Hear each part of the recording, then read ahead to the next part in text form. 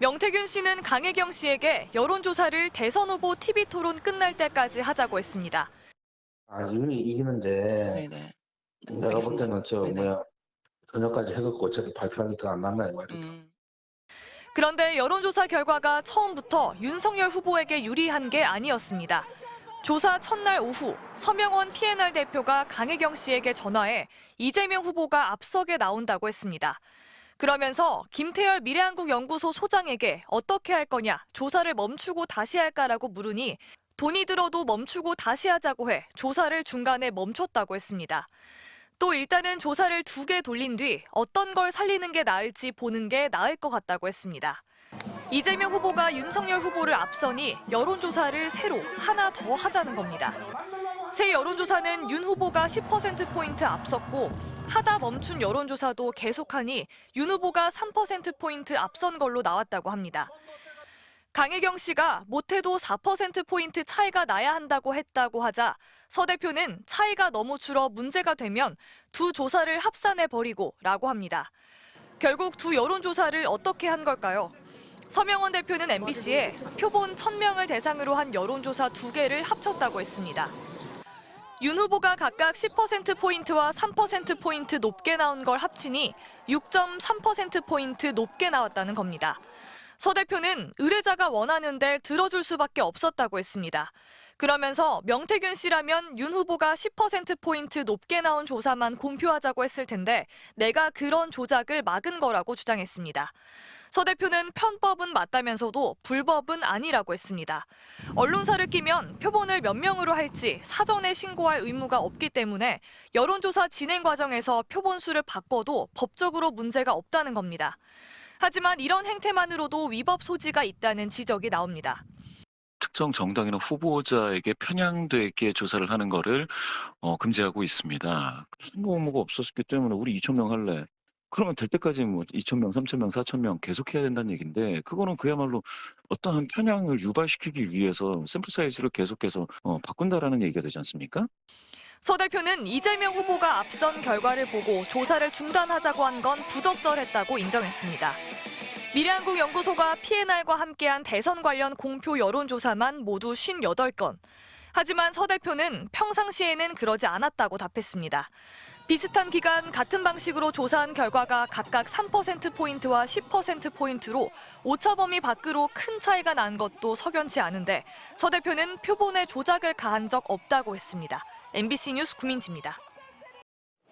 2022년 2월 3일 대통령 선거를 한 달 정도 앞두고 열린 첫 TV 토론. 긴장할 게 뭐 있겠습니까? 위기 극복에 최적화된 후보가 누구일까? 이튿날 윤석열 후보 지지도가 44.3%로 이재명 후보를 6.3%포인트 앞선다는 여론조사 결과가 나왔습니다. 윤 후보가 오차 범위 밖에서 앞선 겁니다. 여론조사를 의뢰한 곳 중 한 곳은 명태균 씨가 실소유한 것으로 알려진 미래한국연구소, 조사업체는 P&R이었습니다. TV토론 전날인 2월 2일부터 3일까지 이틀간 전국 만 18세 이상 남녀 2,001명을 대상으로 휴대폰 RDD, 무작위 추출 전화 방식으로 조사했습니다. 그런데 검찰이 지난해 12월 이 여론조사와 관련해 수사보고서를 작성한 사실이 확인됐습니다. 미래한국연구소에서 일한 강혜경 씨 휴대폰에서 확보한 통화 녹음을 검찰이 분석한 겁니다. 2022년 2월 2일 강 씨와 서명원 P&R 대표가 여론조사 결과를 먼저 정해놓고 결과가 나오지 않을 경우 조사를 중단하고 다시 한다는 취지로 대화했다고 통화 요지를 적었습니다. 또 2월 3일 강 씨와 김태열 미래한국연구소 소장의 통화에서는 검찰이 이재명 지지도가 올라간 조사는 중단시켰다는 내용도 오갔다고 확인했습니다. 또 P&R 서 대표가 강 씨에게 여론조사 2건 하는 것을 아무한테도 이야기하지 말라는 취지로 당부했다고 검찰은 파악했습니다. 정리하면 여론조사 결과를 먼저 정해놓고 이재명 지지도가 올라간 조사가 나오니 중단시킨 뒤 여론조사를 2건 진행했는데 이걸 비밀로 하자는 내용입니다.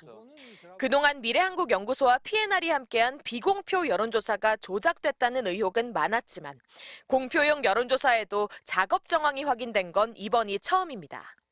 당시 이 여론조사 결과는 윤석열 후보가 오차범위 밖에서 이재명 후보를 앞서 나갔다는 제목으로 여러 언론이 인용 보도했습니다. 명태균 씨는 여론조사 조작은 없다는 입장을 고수하고 있습니다. MBC 뉴스 구나연입니다. MBC가 2021년 11월부터 지난 대선 직전까지 시행된 여론조사 415건을 전수조사해보니 PNR 여론조사에서 윤석열, 이재명 양자 대결 기준 평균보다 5%포인트 이상 윤 후보에게 유리한 결과가 나왔습니다.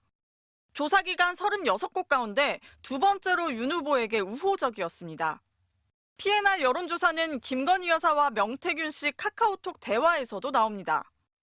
2021년 7월 김 여사가 한 언론사 편집국장이 다음 주부터 PNR 여론조사를 중단시켰다. 윤이 높게 나와 숫자가 이상하다고 한다.